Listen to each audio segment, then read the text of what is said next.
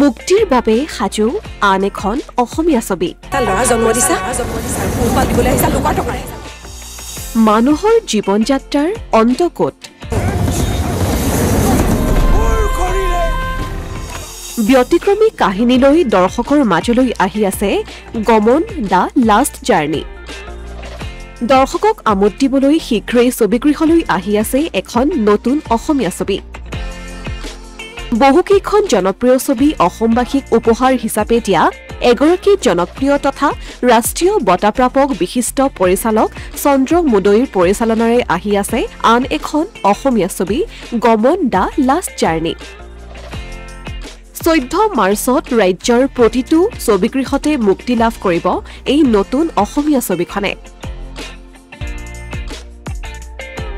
এখন শ্মশানে কিদৰে আমাৰ জীৱনৰ অতীত বৰ্তমান আৰু কাৰিকৰী আগ্ৰাসনে ক্ৰমান্বয়ে গ্ৰাস কৰি ভৱিষ্যতক প্ৰতিনিধিত্ব কৰে তাকেই উপস্থাপন কৰা হৈছে ছবিখনত মূলত ছবিখন শ্মশানত খৰি বিক্ৰীৰ ব্যৱসায় কৰি যৌথ পৰিয়াল চলোৱা এগৰাকী সৎ তথা মানৱতাবাদী ব্যক্তিৰ ঘাত প্ৰতিঘাতেৰে ভৰা জীৱন সংগ্ৰামৰ আধাৰত নিৰ্মাণ কৰা হৈছে বিকে ফিল্মছৰ বেনাৰত নিৰ্মাণ কৰা এই নতুন অসমীয়া ছবিখনৰ প্ৰযোজনা বিপুল কলিতাৰ আনহাতে ছবিখনৰ পৰিচালনাৰ লগতে চিত্ৰনাট্য আৰু সংলাপ চন্দ্ৰ মুদৈৰ মুখ্য সহকাৰী পৰিচালক হিচাপে আছে মনীষ দাস আৰু সহকাৰী পৰিচালিকা অনুশীলা সাউদ হাজৰিকা ছবিখনৰ মুখ্য চৰিত্ৰত অভিনয় কৰিছে বিশিষ্ট অভিনেতা যতীন্দ্ৰনাথ খনিকৰে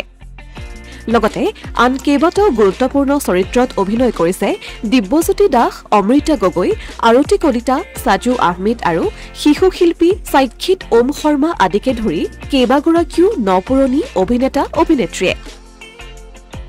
ছবিখনৰ চিনেমেটোগ্ৰাফী নৱকুমাৰ দাসৰ আৰু সম্পাদনাত আছে শ্যামল দাস অসমৰ এগৰাকী আগশাৰীৰ ৰূপসজ্জা শিল্পী গৌতম চৌধুৰীয়ে ৰূপসজ্জা কৰিছে ছবিখনত চন্দ্ৰ মুদৈ পৰিচালিত উজনিৰ দুজনী গাভৰু জুন্দা ইমান গুণ্ডা বাকৰ পুতেক সুৰেন চুৰৰ পুতেক অহেতুক আদিৰ দৰে এই নতুন ছবিখনকো দৰ্শকে আদৰি ল'ব বুলি আশাবাদী ছবিখনৰ পৰিচালক তথা কলাকুশলীসকল অহা 14 মাৰ্চত অসমৰ 30টা ছবিগৃহত আমি গমন দা লাষ্ট জাৰ্নি নামৰ কথাছবিখন মুক্তি দিবলৈ থিৰাং কৰিছোঁ আৰু আপোনালোকৰ বিশ্বনাথ চাৰিআলিৰ পাভৈ টগিজতো 14 মাৰ্চত আপোনাক মুক্তি দিয়া হ'ব মই আশা কৰিছোঁ যে ৰাইজ আপোনালোকে এই কথাছবিখন চাবলৈ আহক এখন চন্দ্ৰ মুদৈ মহোদয়ে তেখেতৰ জীৱনত 16খন কথাছবি কৰিছে 16খনৰ ভিতৰত এইখন 16 নম্বৰ আৰু তেখেতে বিভিন্ন বাইটত তেখেতে কৈ আছে যে তেওঁ আটাইতকৈ আত্মসন্তুষ্টি লভা এইখনে তেখেতৰ ছবি যিসকল দৰ্শকে ছবিগৃহলৈ আহিব কোনো এজন দৰ্শক নিৰাশ নহয় ইফালে ৰাজ্যৰ ভিন্ন প্ৰান্তৰ লগতে আজি বিশ্বনাথত চলচ্চিত্ৰখনৰ প্ৰচাৰ চলোৱা হয় এখন সুন্দৰ চিনেমা মই প্ৰিমিয়ামছত চাবলৈ গৈছিলোঁ আৰু এখন চাইখন আপ্লুত হৈছে চাই এনেকৈ কাৰণে ভাল লাগিলে যে বেষ্ট গুড মেছেজ আৰু সকলো মানুহে একেলগে চাব পাৰে ককাই ভাই ভনী মাক দেউতাকে চিনেমা চাব পৰা চিনেমা গতিকে এই চিনেমাখনৰ মাজেদি আমি আমাৰ যি সমাজ জীৱনৰ সংস্কৃতিৰ কথা আমাৰ যি আমাৰ ধাৰণাবোৰৰ কথা ইয়াৰ চিনেমাখনে উনুকিয়াই দিছে গতিকে মই বিশ্বনাথবাসী ৰাইজক অনুৰোধ কৰিছোঁ সকলোৱে চিনেমাখন চাওক আৰু সকলোৱে চিনেমাখন চাই অনুভৱ কৰক যে আমাৰ জীৱনটো কি আমি গমন বুলি এখন অসমীয়া ছবি প্ৰচাৰৰ বাবে অসমৰ বিভিন্ন প্ৰান্তত ঘূৰি ফুৰিছোঁ আৰু মোৰ জীৱনত এইখন প্ৰথম ছবি যিখন ছবিত মই প্ৰচাৰক হিচাপে নামি পৰিছোঁ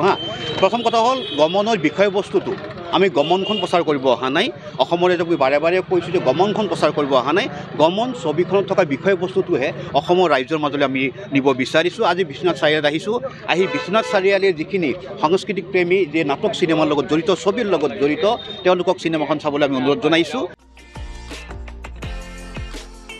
অসমীয়া প্ৰতিদিন ডিজিটেল সংবাদ বিশ্বনাথ।